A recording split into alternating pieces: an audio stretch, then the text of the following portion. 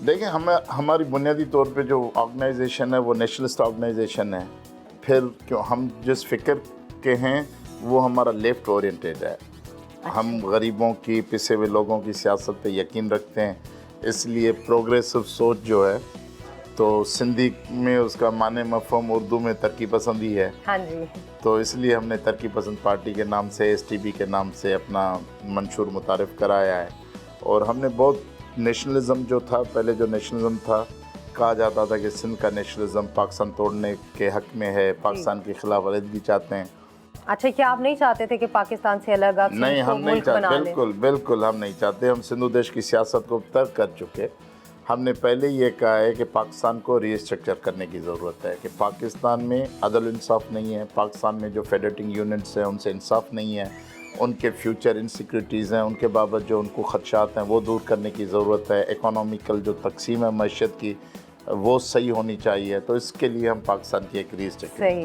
तो आपकी पार्टी जो है माशाल्लाह यहाँ पे सिंध में बड़ा फेमस है, और बताइए कि कितनी आपको सीट्स मिली, क्या लोगों का रिएक्शन था, क्योंकि आप यहाँ काफ़ी अरसे से हैं सिंध जी में। हाँ, देखें उसमें ये है कि 2008 की जो इलेक्शन थी उसमें हम एपीडीएम का हिस्सा थे, ऑल पाकिस्तान डेमोक्रेटिक मूवमेंट, जो सारे पाकिस्तान में बनी थी, तो वो हम बाइकाट की तरफ चले गए थे।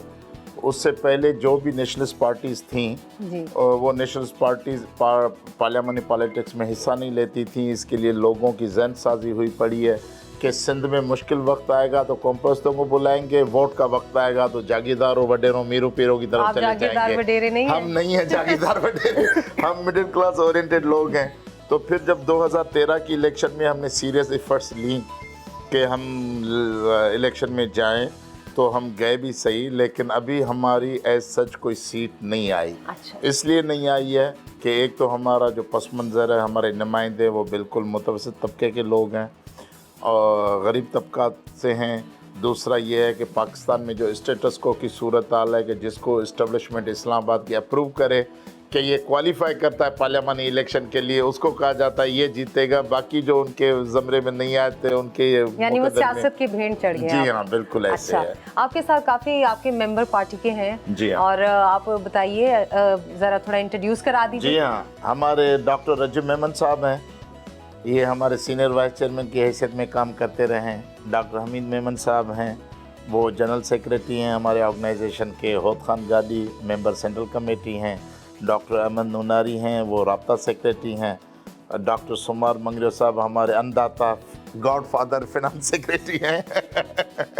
शौकत अबड़ो साहब, कादिर चन्ना साहब, साले जूनेजो साहब, ये हमारे सेंट्रल कमेटी के मेंबर हैं। गुलजार सुमरो साहब डिप्टी जनरल सेक्रेटरी हैं।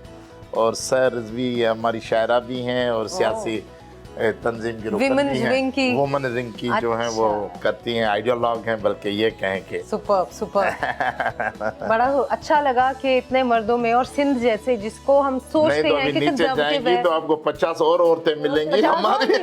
यानी वेरी नाइस। तो अभी हम क्या करने वाले हैं फिर? हम अभी मैं समझता हूँ आप सुबह सुबह हमारे घर आए तो आपको नाश्ता वगैरह करवाएं। चले वहाँ पे बात, ठीक है ना, नाश्ता करेंगे फिर वहाँ बात होगी। पहले मैं फिश बहुत खाता था, क्योंकि बेसिकली मेरा ठट्टा है, होम टाउन ठट्टा है, तो वहाँ फिश ज़्यादा है, सी एरिया है। अच्छा अच्छा। आजकल मैं वेजिटेबल्स को प्रेफर करता हूँ। अच्छा, बिकॉज डाइट कंट्रोल कर रहे हैं या क्या वजह? हालांकि फिश इज ओके। हाँ, वो तबीयत और मिजाज की वजह से फिर ऐसे होता है, कभी आपको सूट करती है, कभी नहीं करती चीज़ें। तो आप तो वो जूडो प्लेयर, एथलीट रहे हैं, तो अभी आप कुछ करते हैं? प्रैक्टिस छोड़ी हुई है अरसे से मुझे लगता है। बस मैं तकरीबन ये है कि मैं 5 दफ़ा ज़ख्मी हुआ हूँ मोतमार हमलों में। कैसे हमले किए गए मुझ पे? 2 दफ़ा बम ब्लास्ट किए लोगों ने, दुश्मनों ने। मतलब मेरा सारा जिस्म आप देखेंगी तो आधा गोलियों से भरा हुआ है, अभी भी पड़े हुए पैलेट्स आपको नजर आएंगे। ओके। तो एक वाक़े में मेरी टांग ज़ाया हो गई है। ओके। तो फिर अल्लाह की तरफ से मैंने उसको मैनेज किया कि एम्पुटेशन से बच गया मैं। 5 साल ये भी जेल काट के आए। अरे पूरे 5 इयर्स। हमने पे प्राइस की है सियासत की, जागीरदारों से लड़ने के लिए, कौम को निजात दिलाने के लिए हमने प्राइस पे की है। ये गुलजार सुमरू साहब आपके साथ डिप्टी जनरल सेक्रेटरी बैठे हैं, ये 4 साल जेल काट के आए हैं। ये इंजीनियर हैं बाय प्रोफेशन। अच्छा, हमारे ज़माने के हैं, सॉफ्टवेयर इंजीनियर हैं। क्या बात है, very very nice, very educated people. अच्छा, अब सहर साहिबा, आप तो शायरा भी हैं और शायर तो बड़े सॉफ्ट और नहीं कर रही है। कादिर साहब से आपकी क्या एक्सपेक्टेशन है, आपने ज्वाइन किया है? डॉक्टर साहब ऐसे समझे कि हमारे लिए जैसे ज़िंदगी का कोई जो उम्मीद होती हैं, इस तरह हमारे जहन में दाखिल हुए। टंडूवाला यार में जा रहे हैं, वहाँ पे भूख हड़ताली कैंप, आप वहाँ पे विजिट करेंगे तो जी हाँ। क्या मकसद क्या है उसका?